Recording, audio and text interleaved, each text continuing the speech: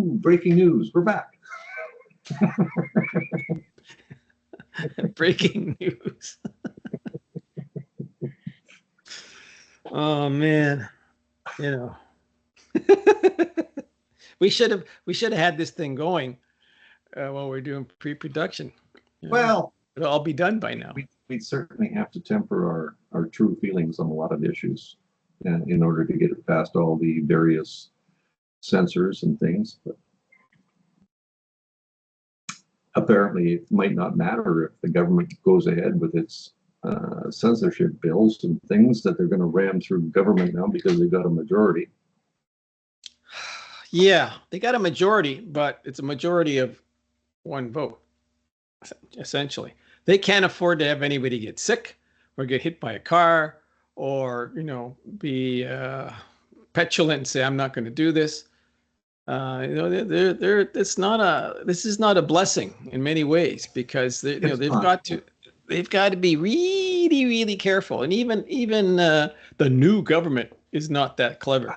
I'm so tired of that trite statement. Canada's new. You've been in power for a year. You have the same cabal of ministers that you had under the previous government. The only thing that might be new is the fact that it's a new day because the sun rose in the east and it'll set in the west. And that's about the only thing that's new with these guys. Well, they are hostages to their sloganeering. The new government is a slogan. The rupture with America is a slogan. Yeah. The hinge moment is a slogan. The existential threat to Canada's sovereignty is another slogan. We live in dangerous times, another over and over and over again. Joseph Goebbels would be pleased because that's really how you do it. You say it, if I say it enough times, it must be true. Well, yeah, and we certainly wouldn't be lying if we told you that without having pure facts to back it up. But yeah, and again, the issue of the Gordie Howe Bridge now, it's not to do with the U.S.-Canada relations. It's now how we have to negotiate and smooth and make sure that the training goes through. Come on. What's his name? The Kuzma, whatever I call it NAFTA because I like NAFTA a lot better. Exactly. It's a trilateral trade agreement. Boom. And whatever, LeBlanc, Canada will not stand in the way of doing a new free trade agreement for no. Well, you've done that for a year, you idiot. You've done nothing. Nothing at all to arrange any talks. Well, who are we going to believe? Are we going to believe the American ambassador says essentially we haven't had any talks for 3 months of any substance? Or are you going to believe this fairy tale that things are progressing nicely, but there's no who are they talking? They never tell you who they're talking to, because it's like it's some nebulous bureaucracy talking to some other nebulous bureaucracy. Well, let me tell you that the American side doesn't have nobodies deep inside the State Department doing all this stuff. They have the big guns, and if they're not talking to you, there's no talks. Yeah. Okay. Well, I guess it's really that simple. A lot of that kind of stuff, Tom, when you think of the Marquess of Queensbury rules. We might think we're fighting by the Marquess of Queensbury rules, but that's fine if you're fighting or talking with somebody who also has the same level of commitment. It's kind of like what they're doing now with talking what's going on with Israel and Gaza. Yes. Now, if you fight by the Marquess of Queensbury rules, you don't put your headquarters under a hospital or a student building or an apartment building full of elderly people. And I guess my point of view is if that building goes down, I would really hate to think that the Israeli government is deliberately targeting those sites out of pure malice. If they have credible truths or credible belief that that's where those people are, then they're going to get bombed. And That's because they don't play by the Marquess of Queensberry rules. They hope that the Marquess of Queensberry rules will force us to not bomb that, and they will just live and do what they're going to do within those confines. And Bob, we didn't play by the Marquess of Queensberry rules ever as humans in war. no, no. You But it's know, this nice- the winning side never gets taken to task on this anyway. You know, they killed literally hundreds of thousands of civilians carpet bombing Germany during the Second World War, and they said, "Tough luck." You know, that's just the way it is. You know, they nuked 2 places in Japan. Tough luck. We won, you lose. That's it. End of war. You know, I know it's very flippant the way I put it, but that's just the way it is. Those who win, win. Those who lose, well, you get to write about it in some, you know, dusty journal, and that's about it. It's a sad case of reality. So nice, and aren't we the good guys because we fought by the Marquess of Queensberry rules? Well, we did. And you're right. The victor writes history, and Yes. the loser might refute it later on. Well, you know, there's the first thing that goes is, as everybody knows, is truth when there's a war or whatever.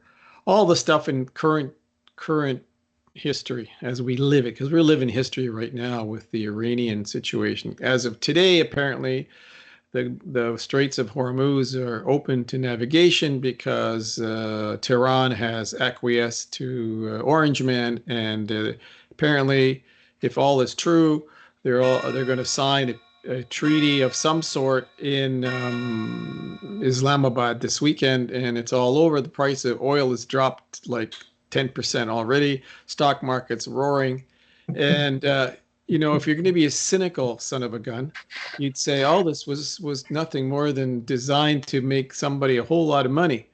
You know. Well, you know, in particular here in Canada, we know that that's the oil cabal that's there. Think about it. You know, Air Canada announced. I'll bet you that if that deal is signed tomorrow, gas prices in Canada will not go down as quick as they went up. No, because apparently now we're moving to the summer fuel need. Oh yeah, forgot summer fuel. Yes. Well, it was I was out this morning. It was $1.73 for regular, so it's nothing much has changed. I think the cheapest I saw it out here the other day was $2.09 a liter. Yeah, so yeah. Well, you know, you have paradise tax in there because you're lucky they're being on the West Coast. Well, I don't think we call it paradise tax. I think we call it we got to have money coming in so that we won't be completely broke and have another credit downgrade. I know, but you know, to continue our sarcastic approach. I mean, let's face it, none of this is real. It's all Potemkin Village stuff that we got going on here. You were pointing out during pre-production that our dear leader is inviting 100 movers and shakers to some bogus conference in Toronto to invest in Canada, right? We're not sure if Brookfield is one of those equity outfits that's coming or not. That's right, because we can neither confirm or deny that they may or may not be. Yeah. Okay. So, you know, again, it's smoke and mirrors. If business wants to come and invest here because it has an environment that produces dividends for the investors, they'd be knocking down the doors. They're not. The exact opposite is happening. You know, money is leaving this country by the billions of dollars. It has for the last year. Yeah. Okay. And even Stats Canada has to report that, and everybody knows this. All right. It's you can put lipstick on this pig, but it's still a pig. Okay. The people who have talent, who have skills, who have education, who have money, and who have drive are leaving Canada to go elsewhere to pursue their lives and their successes. Okay. It's just the way it is. You know, and when you have people who go to the Liberal convention that they did in Montreal last weekend and talk about we have to tax people who want to leave the country because they went to school here, and then they should be taxed if they want to take their skills and experience from here and take it somewhere else. Well, gee, that sounds like East Germany to me. I mean, let's just. Well, and again, couple do that. Fine if that's what you want to do, but let's make it retroactive to about say 1960 or so, when we had all the flood of Canadian talent that went south, partially because of the Canadian content rules as it relates to musicians. I can't remember which musician it was up here, which band, but they said because of the Canadian content, we knew that we would be a hit in Canada, but we wouldn't know if we were really good, and that's why we entered the United States. If we made it in the United States or Europe, we knew that we were probably pretty good. Do you think, using that kind of logic and that sort of policy, that Mike Myers can be sent a bill for his success in Los Angeles? Or how about Joni Mitchell, who was just here 2 weeks ago, pontificating about how great it is in California, and thank God for the leadership in Canada. But I don't want to be. Maybe we should send her a bill too for that old broad and say, hey, by the way, you've been gone for 60 years. Why don't you send some money up here because you did so well? I mean, come on, this is silly.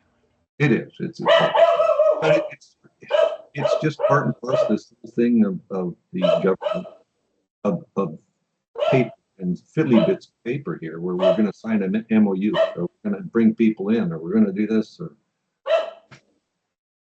Yeah, hang on a second. I gotta find out what's going on out front here.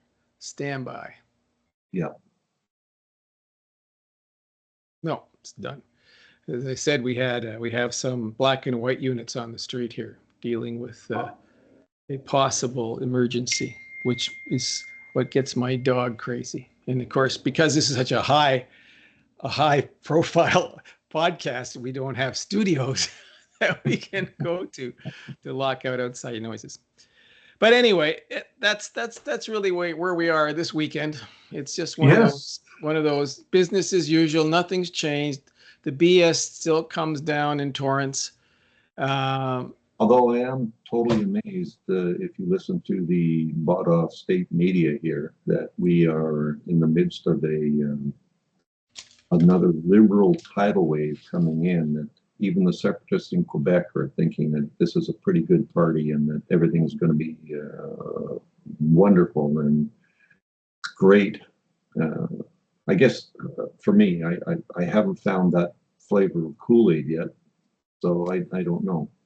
Bob, I've seen this movie before. What did the Idiot King do before the election?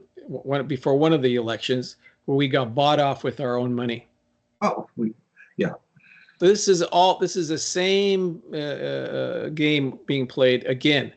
Okay, boogeyman problem, bought off with your own money, and then talk about some fairy tale about people are knocking the doors down to come into this country because it's just a fabulous. It's just nirvana here for investment. Oh, and we're going to build a high-speed train from boring to apathy. I mean, come on, this is insane. Nothing's changed. So there's nothing to talk about. Okay, if in fact all these things that they promised come to fruition, where we're going to do really, really well, you know what I say? I'll be the first to congratulate the dear leader and say that I was wrong. Yes, you brought in millions of dollars of investment. Yes, you opened up the clean energy to the rest of the world. Yes, we're going to be shipping LNG to Asia and to Europe. Yes, we're going to have a railroad from Toronto to Quebec City that will be the absolute envy of the developed world. And yes, the number of people that are coming here, replacing the ones that are leaving, are far better equipped to make this country better for everyone. But if you don't do that, I will be even more critical than I am now. And I hope you find a nice place in the Cayman Islands to leave this country. Well, there's a couple of things that come with that. And you're right. The people that are coming in hopefully will do a better job. As it stands right now, the people that are coming in are certainly making a better cup of coffee at Timmy's and McDonald's than the people that are leaving. But when I say that, sarcastically. Yes, of course. The other side of that is if we are such a great and profitable nation and people are knocking down the doors to get here, which we know is not true. All you have to do is touch the soil here. You're automatically kind of granted in. But if it's really so good, why is our infamous leader's wife and partners live in the United States? Why are 93% of his investments in the United States? Why does he live in the United States? We don't know where his residence is.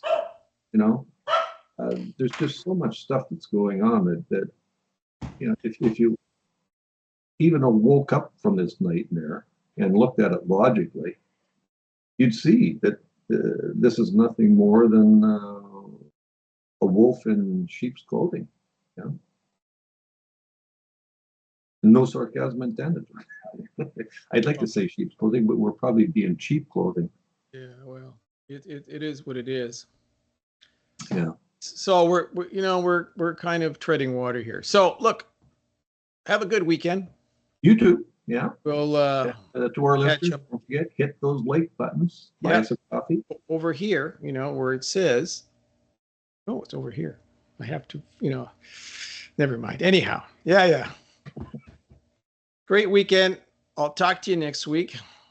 Hopefully with some more Better. scintillating news than we had this week. Because this week was same old, same old. I know. It seems to be SOSO. SOS. Not SOS. Just No, we have that SOS. extra O on there right now, which is okay. Correct. All right, bud. I'll talk to you. You soon. Bye.